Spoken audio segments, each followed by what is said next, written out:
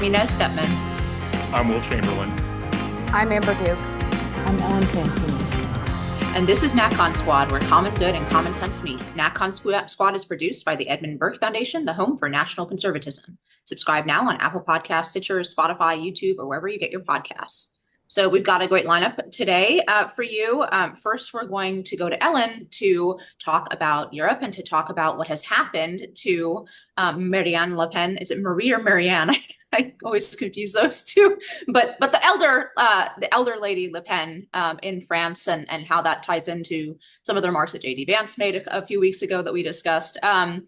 We're also going to be covering I think, undercover topic. Trump put out an EO late last week relating to federal employee unions that is going to have a big impact.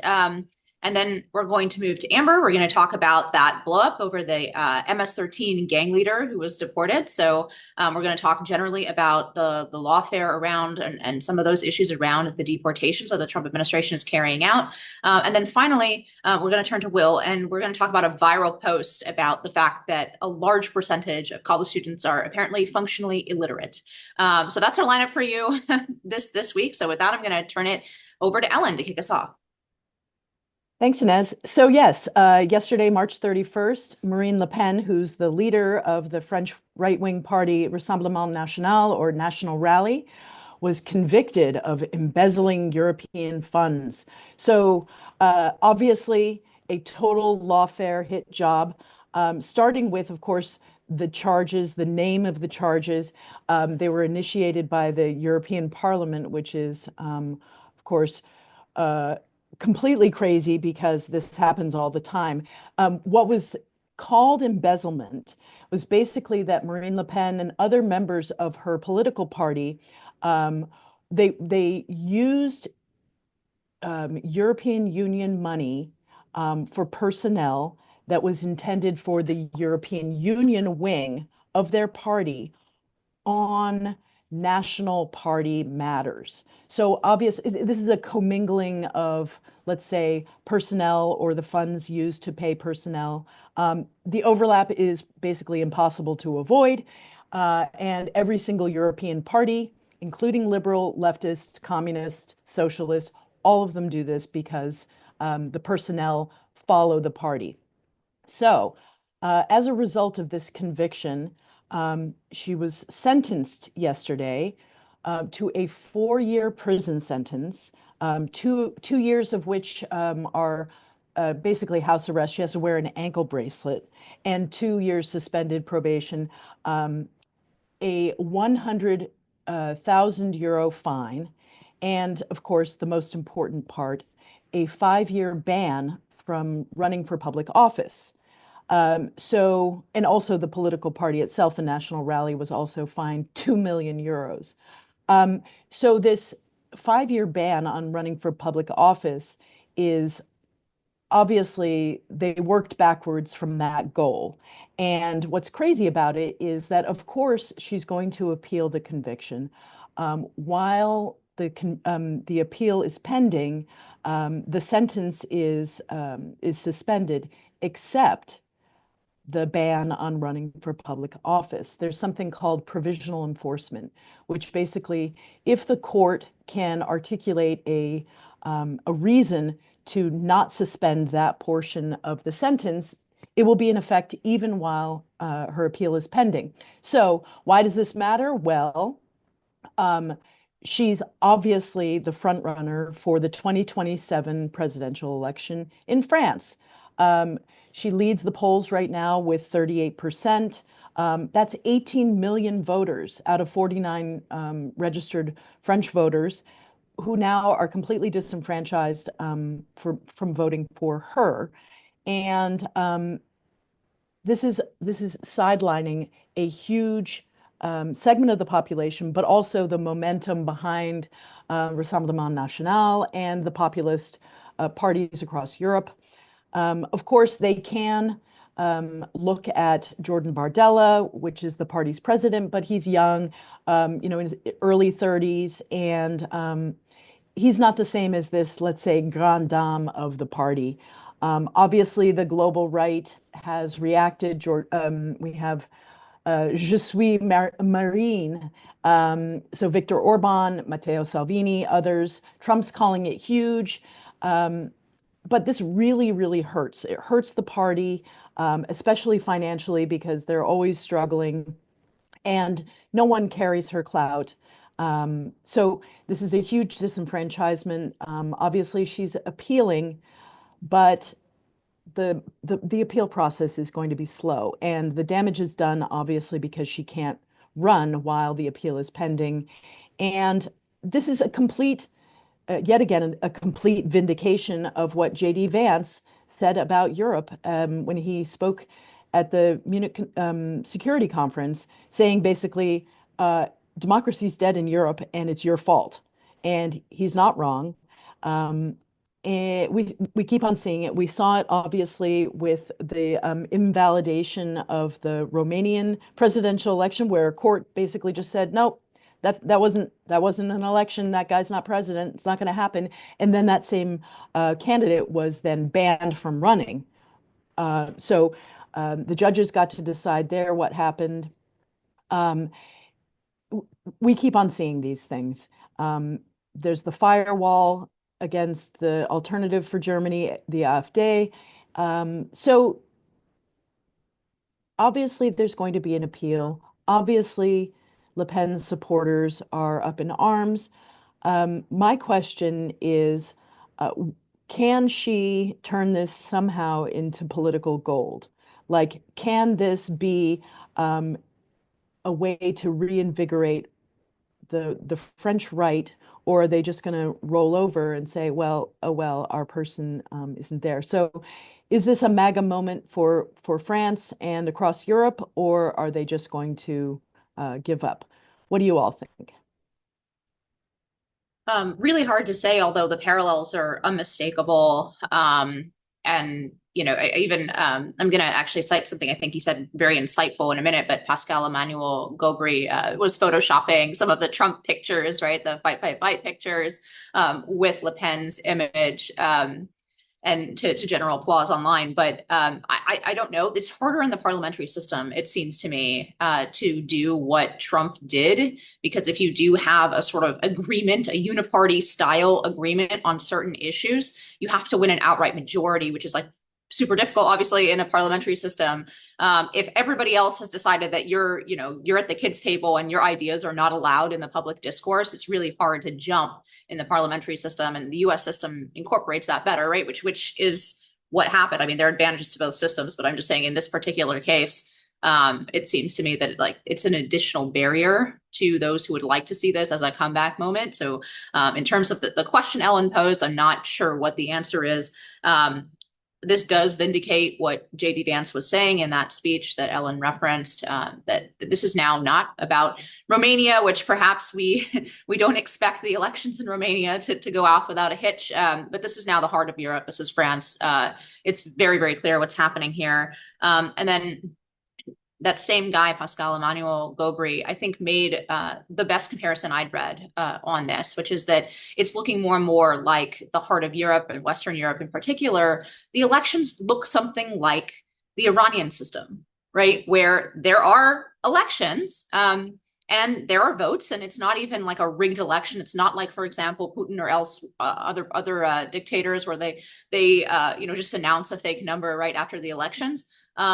It is a real election, but it's an election within certain parameters, ideological parameters. And in the case of Iran, it's the Ayatollahs who choose those parameters for the candidates who are running. And increasingly, it looks like in Western Europe, the sort of censorship blob is doing the same thing. You're allowed to vote, but if you vote outside of certain parameters, we're going to invalidate the election. We're going to throw your candidate, ban your candidate from office, right? So I think that was a really good comparison, and remains to be seen whether French or any other European countries, if they respond the way that American voters finally did. I mean, this podcast was very dark for a very long time, so it's certainly, things can change quickly, but they have changed in America. They are going the opposite direction in Europe.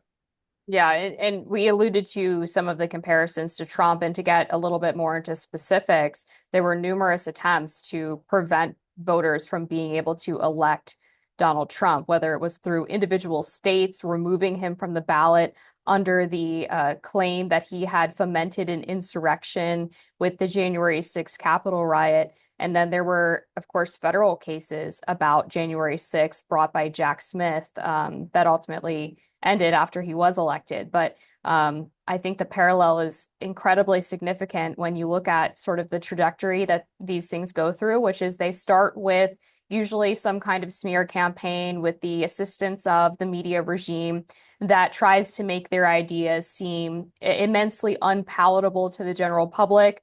Then usually they go to personal scandal. Then they start indicting based on trumped up charges or made up crimes.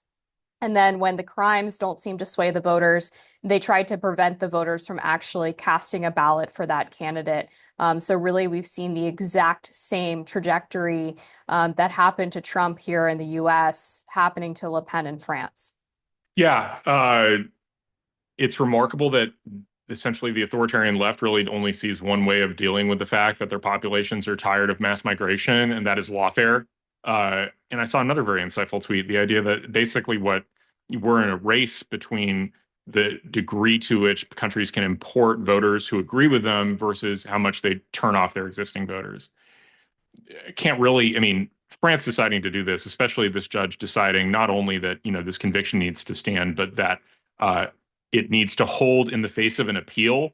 There's only one motivation for that decision that's totally reckless, totally lawless, and that is to keep Marine Le Pen from running in the next presidential election. And once judges start doing that, I mean, it's the end of the legitimacy of the judicial system among half the country. We're seeing the consequences of that here. I mean, the Republicans here have zero patience for judicial interference. We're sort of waiting out to see if the Supreme Court is going to set things right and preclude the need for Donald Trump to. But really, really disastrous, really, really damaging to democracy worldwide. And I think liberals are really losing their grip on the world and their populaces more broadly. Yeah, and with that, we're going to go ahead and turn to the next topic, which is this executive order that Donald Trump signed at the end of last week. Did not get a huge amount of fanfare, very much DC inside baseball, but I think incredibly important to highlight. This is his order, Exclusions from Federal Labor Management Relations Program.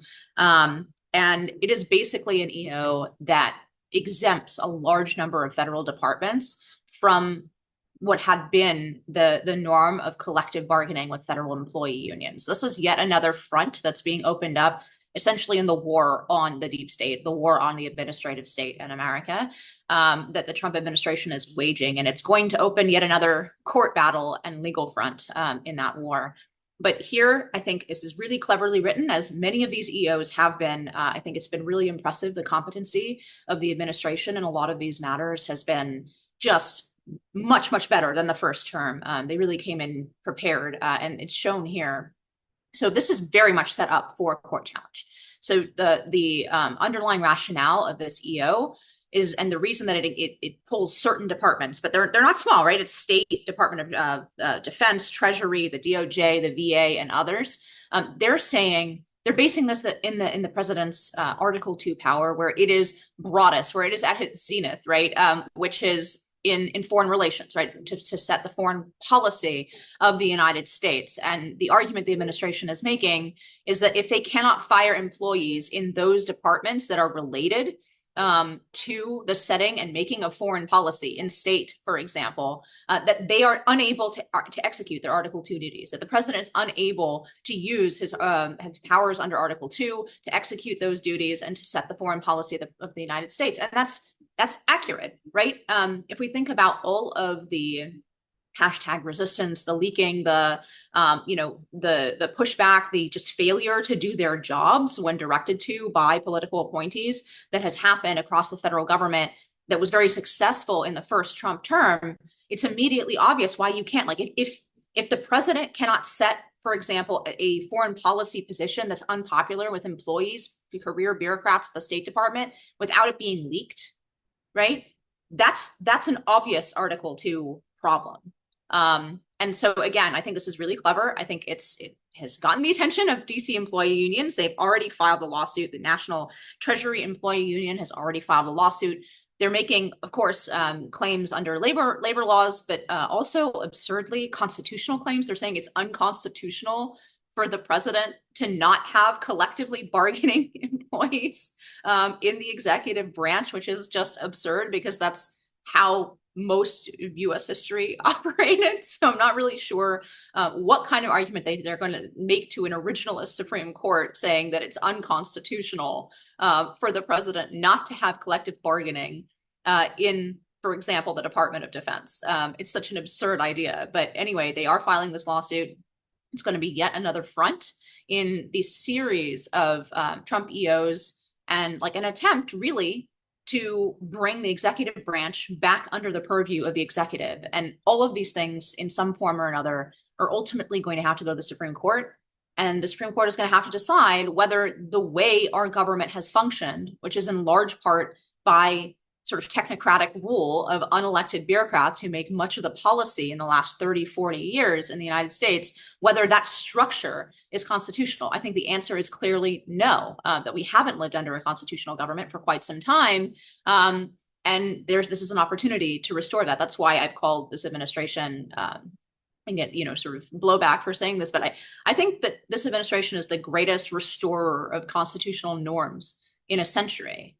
And it's because of orders like this, where they're clearly taking aim, not just at particular employees who have defied them, but at the very structure of the way that this fourth branch of government has operated. So I don't know if you guys saw this news last week. It really didn't get like a huge amount of coverage, but I do think it's important. So what's your response to this? Where do you think this is going to go in the courts? And how much screeching are we about to hear from federal employees in DC? First, they had to go back to work in person. Now this. Well, I think what's interesting is that the sort of labor movement in the large scale was always seen as, the Democrats have it in the bag, and we obviously saw that wasn't true. But I also think sort of ordinary people who might otherwise feel some sense of, forgive the word, solidarity with labor unions or the labor movement generally are going to have basically zero sympathy for federal employees, as you said, Inez, the ones who finally actually have to go to work again and are highly paid, and who knows what they even do. So I think it'll be interesting if it makes it to the the court of public opinion, where sort of the normal labor unions would fall on that, or the labor union members. Yeah, it's a great point because, I mean, think about already the incredibly high salaries and amazing benefits that federal employees get compared to the rest of the American populace, particularly working class Americans, and ones that are maybe not members of unions. The idea that they need collective bargaining rights to ensure that they're getting fair and just pay and benefits is just patently ridiculous on its face. I can't obviously speak to the legal process here, the legal arguments in favor or against, but I think the court of public opinion will not look favorably upon these employees revolting. Yeah, I think it's, there's an interesting way in which Democrats seem to be choosing the most unappealing and, unappealing people to, fight for. We're about to get into this with the MS-13 stuff, but they're just, they can't find a good battle to have. And I think that does a lot to explain the president's general popularity. I mean, you saw that his approval rating is 50-50 right there with the public, well above anywhere he was in the first term, well above where Biden has been since the very beginning of his term.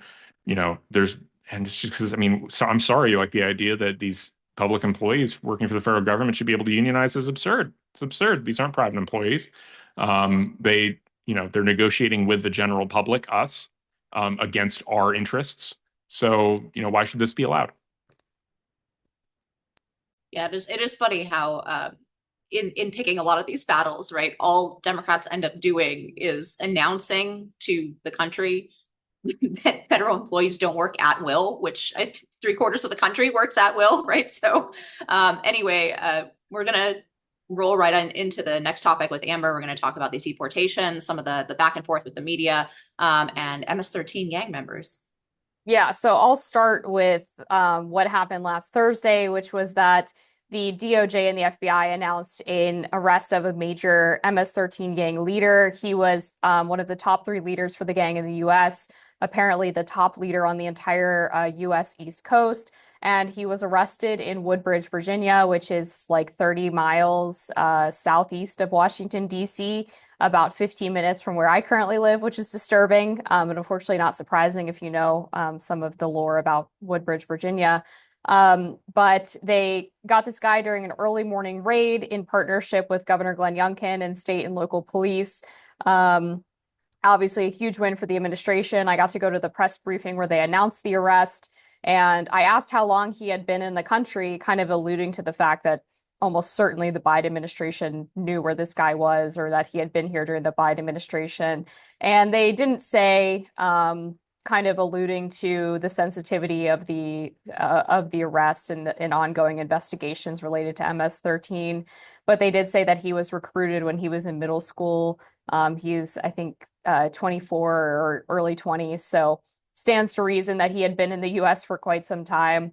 He is now apparently going to be headed home. But the more recent news that I want to get into, and I know Will is kind of chomping at the bit on this one too, because he had one of the first responses to this Atlantic article, which was a framing of one of the deportations that occurred under the Alien Enemies Act, with an alleged member of MS-13 going to the prison in El Salvador.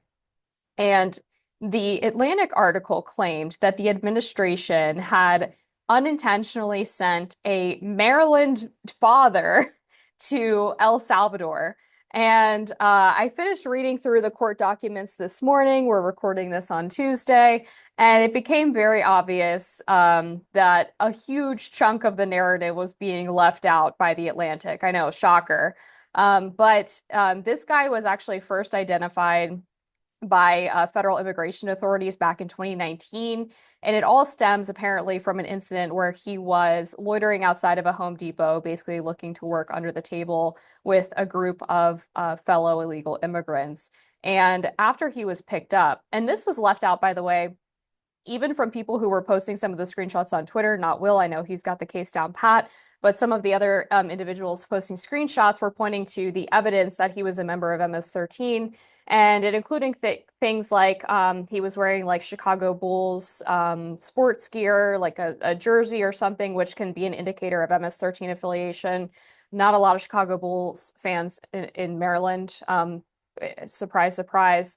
And also that there was a confidential informant who was working with Prince George's County Police, who identified his gang rank, his gang name, and some other sort of identifying materials that led an immigration judge to deny his bond, stating that he could be a danger if he was released and that he was a flight risk, which his lawyers did not mention in their documents, because he had previously been cited for multiple traffic violations and had a failure to appear in court, which he initially claimed he didn't see the traffic violations, but then in a later part of the proceeding admitted that he knew about them and was like trying to rectify them effectively. So the judge determines that he is credibly a member of MS-13.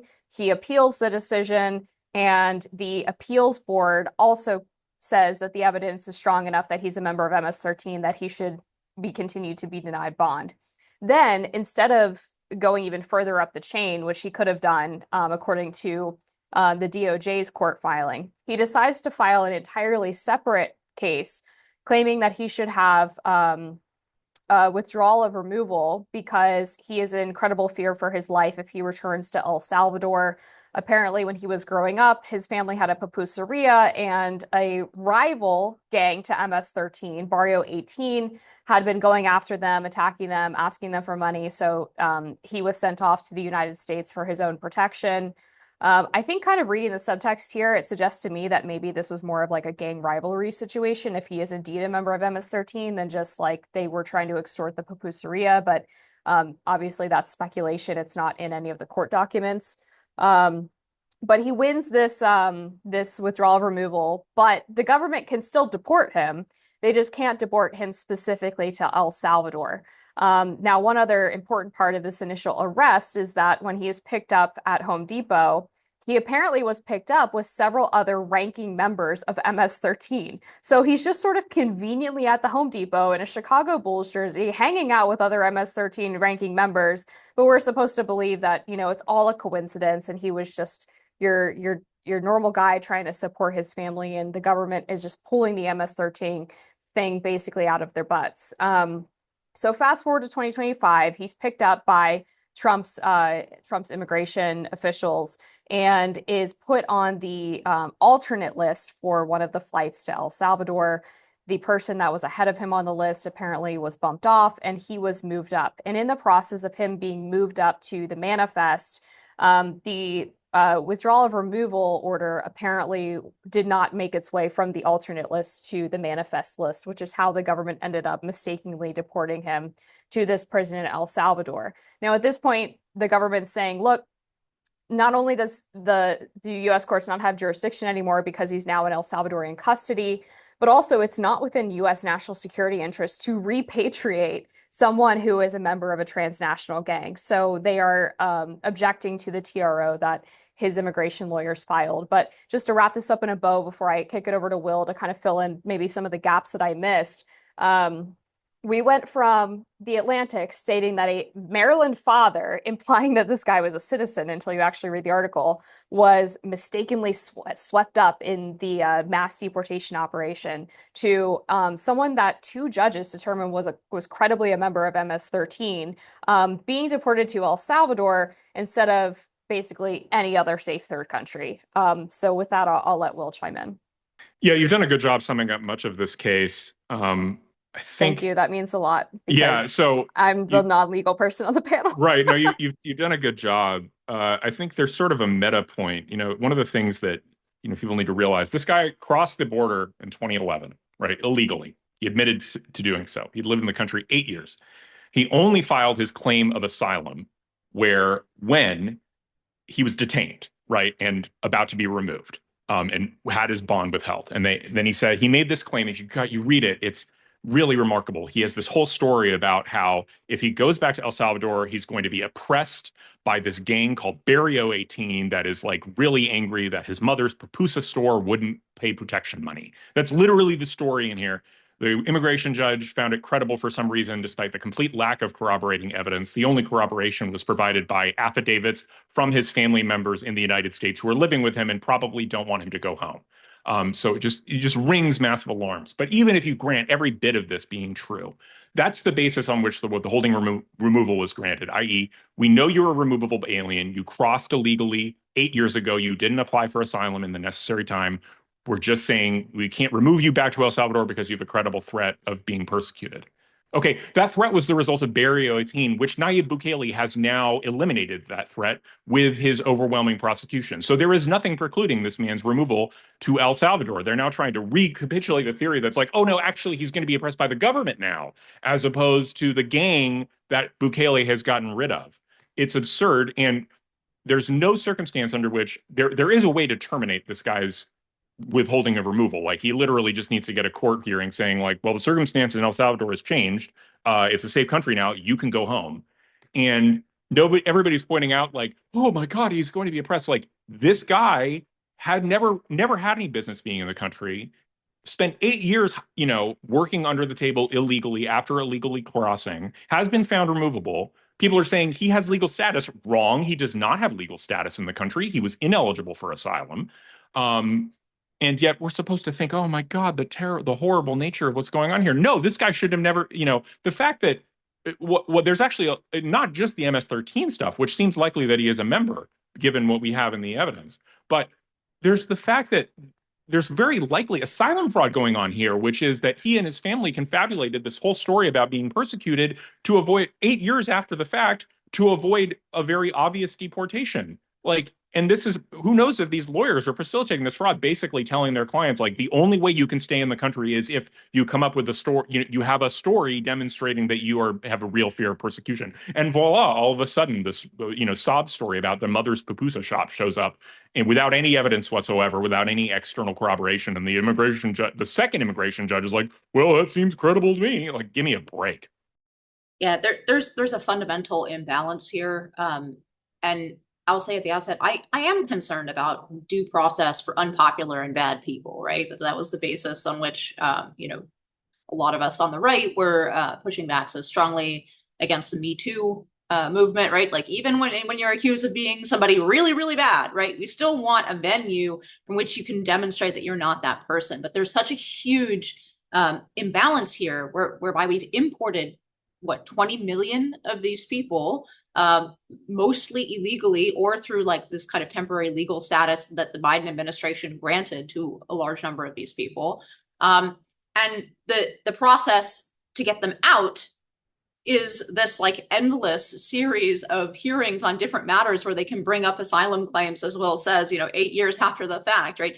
There's a fundamental imbalance here, and I'm not sure how to resolve it policy wise, but it's going to continue to be a problem for the Trump administration because the courts are looking for reasons to slap a TRO on this, and that's obviously what's happening here. So I guess one more time, we're going to have to talk about what about forum shopping, about nationwide injunction, and about the TRO use, because this is going to continue to happen.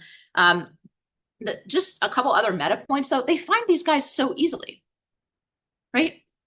We're supposed to believe that this is like an impossible thing, that the Biden administration couldn't do anything about these guys, right? And yet the Trump administration is finding them impossibly easily. Like every person who is getting deported, like this is their grand story. This is the needle they want to pick out of the haystack, is this guy who is almost certainly an MS-13 member and has very, very dubious legal claims. Like if this is the worst due process screw up that the Trump administration has done in trying to deport these people, they're doing an excellent job. There is no like perfect, even if we account for the importance of due process, there is no perfect court system, right? There are going to be things that get screwed up, and bad people may get off the hook because of it, right? So that's why it's so important to cross the T's and dot the I's. But so far, this is a incredibly quick deportation process that we were told until very recently was impossible for the president to do because Congress had to act. Right. And we had our own Mitch McConnell, quote unquote, our own Mitch McConnell furthering that lie with that bill that was really just designed to make the process a little bit more orderly and a little bit less like in the face of ordinary Americans. Right. But still fundamentally to import millions of these people here. So that's my, like, I guess, top line take is this is going to continue to be a problem. It's something the administration has done very well. And even when they do, they make this kind of minor due process screw up, but ultimately does not bear on the facts of the case at all. This is not a mistaken case, right? This is a guy who absolutely should not have been in the United States to begin with. We're happy that he's gone. And there's really, as Amber said, no reason to repatriate this guy back to the United States. But yeah, I mean, it's going to keep happening. It's going to keep happening because the way that the court system is going to look at these things and the way that they look at the Trump administration efforts to deport these people. And because we have 20 million of these guys in the country, and there was no due process for walking across the border. Yeah, I mean, just a couple points. I mean, this is yet another example of, I think Will said earlier, Democrats haven't been able to find us some really appealing plaintiffs. This is yet another really unappealing plaintiff, and the sort of the collusion of the media painting him as a Maryland father, but also obviously like hardworking entrepreneur, I guess, because he stands outside of Home Depot hustling for a job. I think this is a loser with the American public, and the people who already think deportation is a bad thing are going to keep thinking that, and everybody else is going to be cheering from the sidelines. And with that, we're going to turn to our fourth topic, which is Will is going to talk to us about a viral article from by a professor saying that basically the average college student in America is verging on functionally illiterate. Yeah, so a Substack post went viral yesterday, which from I think an anon. I'm not sure who this person is, but he goes by Hilarious Bookbinder, but he's a college professor. and been a professor for about 30 years. And he's, I mean, this is nothing if not red alarm blinking. He's just at like a normal state school. And he basically described the average student is in his class as, quote, functionally illiterate. Again, college students, functionally illiterate. What he meant by that is not that they couldn't read a paragraph or even a short essay, but that the idea of assigning them an adult novel is absurd, that they were just simply not capable of devoting the focus or energy necessary to reading an entire book, let alone, a book a week or a book every 2 weeks, which a normal college fiction course would likely assign. And it connects more broadly to both incredibly poor grammar, poor word choice if they're actually asked to write an essay. And if an essay does come back and it's in good, the grammar is proper, then it's usually the product of AI or ChatGPT. So we have this foundational problem, which is that kids are showing up in college unable to read. And I've talked before, and I don't think it's been a while, but I was listening to this whole podcast about how elementary schools for a decent period of time were straight up failing to teach children how to properly read. They had eschewed phonics and were using this cueing mechanism, which was basically teaching children to guess what words meant, not actually try and sound them out and understand the phonics of the word, which meant that a lot of kids were actually not able to read because they were reliant on being able to guess the meaning of words from context and didn't understand how to sound words out to the point that they actually clicked in their head what those words meant. And so now perhaps those kids are now in college and cannot read, and also are, we're dealing with a situation where most of them have the, very, very short attention spans because, as we all do, it's, we're almost never bored nowadays because we all have access to our phones. But it's quite scary. It suggests that perhaps we need to do a little bit more on the front of, dealing with these colleges. And really, what's the point of these liberal arts degrees if the end result of them is that these kids, they can't even read a book? What are they doing in college studying fiction? What are they doing in college studying anything? If we haven't solved the remedial question of, can you read a book, a few 100-page book front to back, and understand what it says? So I don't know what you guys think about all this. Yeah, I read this post too, and to the extent, I'll get into the education issues in a minute and the things that are fixable here. I think we all really recognize ourselves a little bit in this post when he's talking about the attention span and the problem with actually like focusing on long form text. I think that is probably a technological problem. We all have squirrel brain. It's especially with AI and with ChatGPT, we're going to have to start exercising our brains and our attention spans in the same way that we go to the gym, I think. Otherwise, we're going to end up being, staring blankly at the wall, right? When required to read something long form or really focus for a long period of time. So that's like a technological society-wide problem. That being said, the educational component of this problem is not new. The data on functional literacy in college students is so. One survey, for example, one study, they had kids read a short newspaper article and then answer a couple questions. They were not like interpretive questions. They were just like who, what, when, where, why. Like, did you read this article? What was it about? What happened? Right. And if somebody could do that, you passed this test. So only 31% of college graduates passed that test of reading a basic newspaper article and answering who, what, when, where, why. So this is not a new issue. It's definitely related to what we'll call remedial. I mean, remedial courses in college have been exploding because so many kids are being graduated out of high school not having basic reading skills, basic math skills, basic, really, really remedial basic skills. And so colleges have taken on the job of trying to backfill that education. So that's, an entirely K-12 issue, which this professor actually kind of dismisses in this article, and I think probably wrongly so. But the other aspect of this is that we're simply sending a lot more people to college, right? So without an attendant increase in their actual educational attainment. And that is a business problem, right? Because the US government, us, the taxpayers, we pay universities by the head of the number of students who graduated from high school that they admit. Each one of those students gets a federally backed student loan for potentially 6 figures, right? We don't do this for any other, service product, right? So all you have to do is convince any 18-year-old with a diploma to take out this huge loan. You get your money up front as a university, and it's led to a really, negative sort of incentive for universities, a dangerous incentive for universities to admit totally academically unprepared students.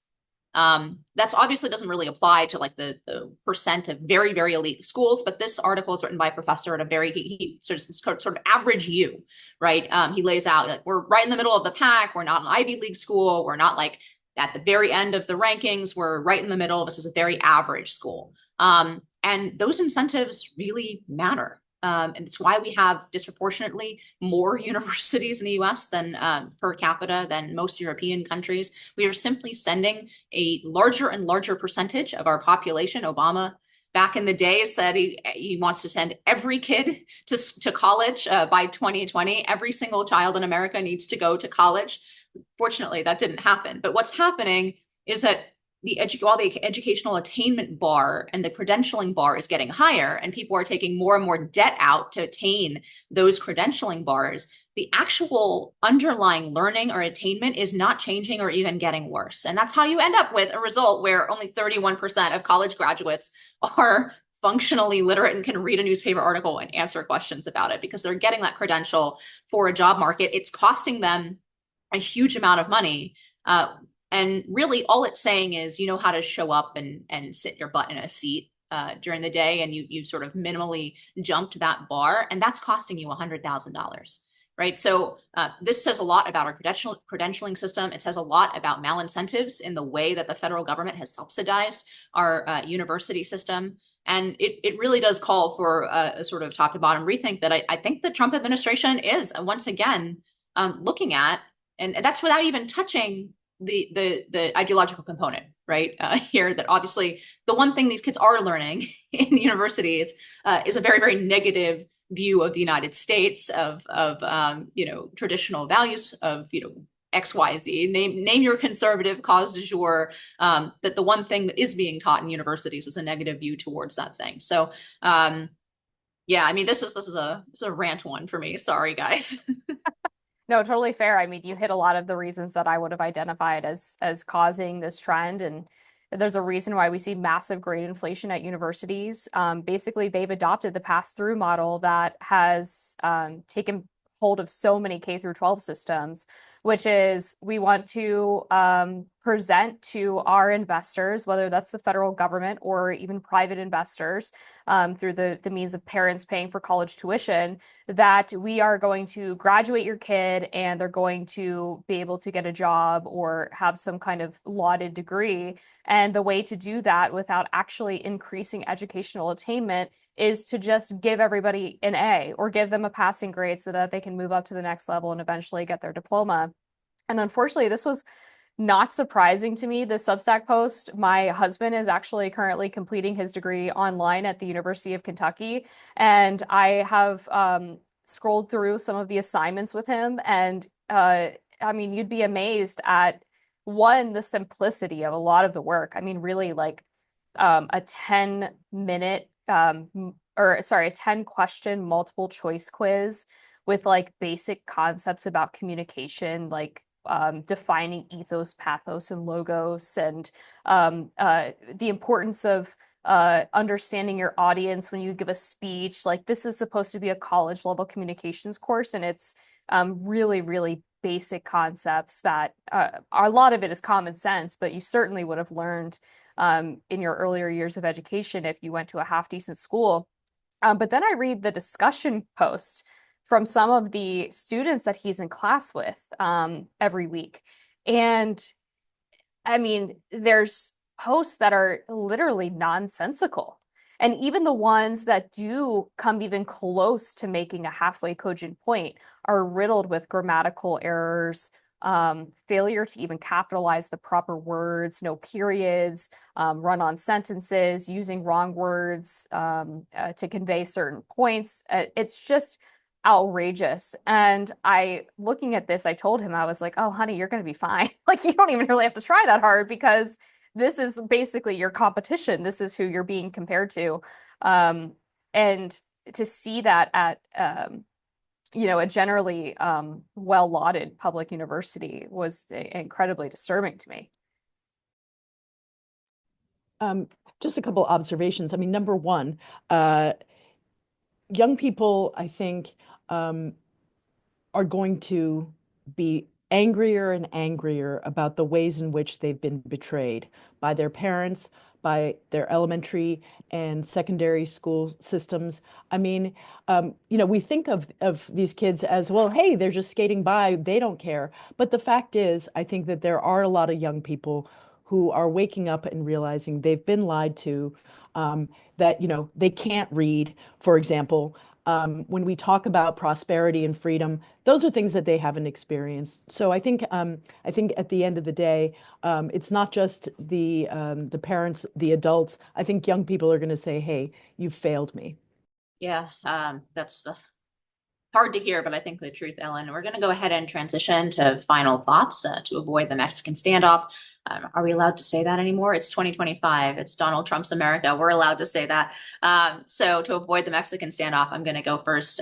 I'm going to continue the theme with universities. Colombia is going to be on its third president now. The president of Colombia resigned, of course, like Claudine Gay. She's not actually gone. She's just going back to her other position at the university, making tons of money. But I do think it's notable because it is Colombia has been chosen by the Trump administration to really hammer Title VI violations on, and that's the basis under which he's withheld about half of their annual grants. By the way, the 400 million or so that are being withheld from Colombia, that's about half of what the school gets generally annually just in grants. And that's without the student loan problem that we mentioned in the last segment. That's without federally backed student loans. That's the big hammer. If Donald Trump wants to destroy any university in America other than Hillsdale and a handful of other schools, that all he has to do is make them ineligible, which he can do, ineligible for Title IV funds for student loan money. That will instantly blow up the budget of any university in America. So he's withholding half of Colombia's grants this year for Title VI violations. And it's one of many tools he has in the toolbox, as I've mentioned, to bring universities in line. So he's demanded some concessions from Columbia University. The president granted those concessions, but apparently in private said, oh, we're not going to change anything. This is just to get our money back. But nevertheless, even granting those concessions, it meant that she had a huge sort of contingent to her left who complained about it, both in the faculty and then student protesters who have been tearing up their degrees. Very funny, because also the piece of paper is not your degree. And even if Columbia were to revoke the degrees of these people, the entire value of a Columbia degree, as we discussed in the last segment, is actually just the admissions gauntlet. So if you can make it through the admissions gate, it's not like anybody expects that you're actually learning anything useful at Columbia University in those 4 years, that revoking your degree was meaningful in that way. But in any case, I think it's something that universities have definitely taken notice of. There's a flurry of signatory letters and op-eds to the New York Times. I think it has not fully sunk in, but it's beginning to. That universities are going to face a very simple choice under this administration. They're going to have to acquiesce fundamentally to these 3 extremely reasonable demands from the Trump administration, which is they cannot discriminate on the basis of race and sex. They cannot be in violation of federal laws and the Constitution openly and flagrantly. They're going to have to admit on the basis of merit, which is kind of related to the first one. And 3, right, they're going to have to be sort of orderly. They're not going to permit lawless demonstration and contribute a little bit to the huge student debt problem that they have made gazillions of dollars causing. So those are really, really basic demands. I think all 3 of them are popular beyond the right. I think they're very, very defensible, but I understand why the university is freaking out, because those demands basically blow up their entire business model, everything they've done for the last 30, 40, 50 years. And so it's going to be a tough FO choice for them going forward, but you love to see it. And this is just I think this is just the beginning of a lot of university presidents being caught between essentially being totally dependent on money from the Trump administration and being unable to accept the very reasonable conditions that Donald Trump is putting on that money. So I'm really looking forward to the next 3 years and whatever in 8 months of watching university presidents having to navigate that tightrope. Relatedly, the Trump administration also just paused $210 million in funding to Princeton amidst an investigation into alleged anti-Semitic activity on their campus. They are obviously reserving the right to reinstitute that funding pending the results of the investigation, but in line with everything you're talking about there, Inez. And then the other story I wanted to mention is one that relates to the Biden administration's weaponization of the Department of Justice, particularly against what they labeled right-wing domestic extremism.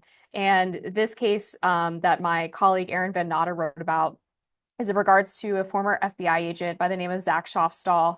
He was pushed out from his job under the Biden admin because he refused to sign on to a warrant to search the devices of members of Patriot Front after they had counter-protested an LGBT protest.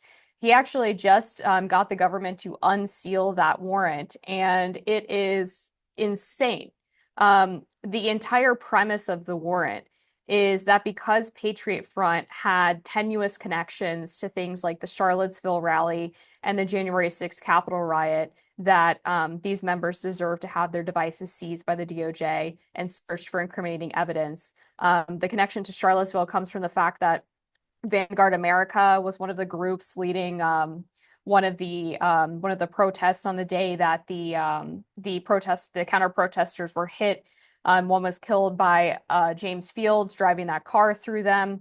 But the group actually splintered after Charlottesville, and Patriot Front was like a sect that was created outside of Vanguard America. So the group that they're tying to Charlottesville didn't even exist until after the event actually took place. And then the connection to January 6th that the FBI cites in this warrant is that Patriot Front was carrying shields while protesting the LGBT group, and people use shields as weapons during January 6th. Like, that's literally it. And then they complain that they have, like training videos on their website of telling people how to like act in self-defense against people who are behaving violently towards them. So it's just a really clear-cut example, in addition to all of the others that we have, of the Biden administration engaging in weaponization of the justice system for political purposes. And unfortunately, it cost this agent his career. But we've seen a lot of really great moves from the Trump admin to undo that weaponization and really change a lot of the processes for how these investigations are conducted, refocusing resources on real crimes as opposed to thought crimes. I just thought it was worth mentioning because it's another sort of notch on the mountain of ridiculous moves made by the Biden DOJ that led so many Americans to feel like the government was being weaponized against them for their ideology, and not in the way that pollsters suggested they thought about government weaponization and authoritarianism leading up to the November election. I need a second. I need to remember what I was talking about. Go ahead, Ellen. Okay. Staying in higher education and touching on the Ivies, an interesting Substack post by Adrian Vermeule at the Harvard Law School. He was basically calling out his colleagues who sent an open letter claiming to be, of course, signed as their individual views, but a huge collection of Harvard Law professors bemoaning the death of the rule of law as a result of the Trump administration policies, and how they're mourning the rule of law in America. And Professor Vermeule points out that there are, in fact, plenty of students at Harvard Law School who do not share the political points of view of these faculty members, and also calling them out, saying basically, where were you when federal prosecutors brought dozens of criminal charges against a former president and the leading electoral opponent of the then incumbent president? When did they speak up for John Eastman and other lawyers who were disbarred or threatened for with disbarment, et cetera, et cetera? Pointing out, of course, the threats relating to Justice Kavanaugh, and it goes on and on. So it was great to see not only what Professor Vermeule wrote, but the reactions online, people really happy to see him calling out his colleagues at Harvard Law School. And he may have, in fact, helped some of the law students there who are conservative to speak up for themselves as well. So maybe a bright light in a murky abyss of liberalism at Harvard. We'll see. Yeah, no, that's a good point. I read Vermeule's letter, and I thought he was absolutely right on the fact that you have, all these people selectively supporting the rule of law, especially when they were completely silent when, the J6 protesters were being prosecuted in DC and did not have anything resembling a fair jury. And not a single one of these people raised a finger in their defense. It was appalling. I guess my final thoughts are honestly still on this Abrego Garcia case. It really does blow my mind that we have a major outlet, The Atlantic, putting forward this unbelievably misleading narrative about this guy. And yet way too many conservatives are still saying things like, well, you need to bring him back immediately. He is an El Salvadoran citizen. His basis for not being removed there was the fact that he was being persecuted by a gang that is now jailed by Nayib Bukele. He can go home. And the fact that anybody would object to this is, it's just ridiculous. He had no legal right to be here. He came up with this confabulated story to try and stay in the country after just being flat out caught with this, completely caught having entered crossing the country illegally and been residing here illegally for 8 years. Totally absurd. We need to, don't trust The Atlantic.